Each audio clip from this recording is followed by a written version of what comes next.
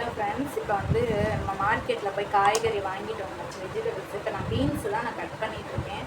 நம்ம வந்து மொத்தமாக 4-5 பீன்ஸ் எடுத்து ஒன்றா அதை பார்க்காம நம்ம கட் பண்ணுறோம் இல்லையா? நம்ம என்ன தான் வாஷ் பண்ணாலுமே இங்கே பாருங்கள், நம்ம பார்க்காம விட்டால் அந்த ஒவ்வொரு பீன்ஸில் பாருங்கள், இந்த முட்டையாக போட்டிருக்கு பாருங்களேன்.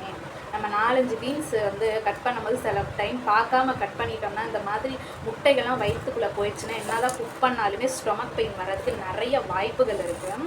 இப்போ நான் உங்களுக்கு கிட்ட காட்டுறேன் பாருங்கள், எவ்வளோ முட்டைகள் பாருங்கள். எல்லா வெஜிடபிள்ஸ்லேயும் உள்ளே தான் வந்து புழுலாம் இருக்கும். நம்ம க்ளீன் பண்ணணும் அப்படின்னு நினப்போம். ஆனால் வெளியிலையே பாருங்கள், கண்ணுக்கே இதெல்லாம் தெரியலை, ஏதோ ஒரு இது போலைக்கு அப்படி நம்ம என்ன நல்லா வாஷ் பண்ணிட்டோமே அப்படின்னு நினைப்போம். ஆனாலுமே இது அப்படியே என்ன தான் கழுவுனாலும் ஏன்னா ஒவ்வொரு இதாக நீங்கள் கட் பண்ணும்போது நல்லா சுற்றி முத்தியெல்லாம் பார்த்துங்க. நம்ம அவசரமாக கட் பண்ண போய் அதில் இருக்கிறது என்ன இருக்குன்னே தெரியாமல் நம்ம குக் பண்ணிட்டோம்னா ஸ்டொமக் பெயின் தான் வரும். அதுக்காக தான் இந்த வீடியோ எடுக்கிறேன்.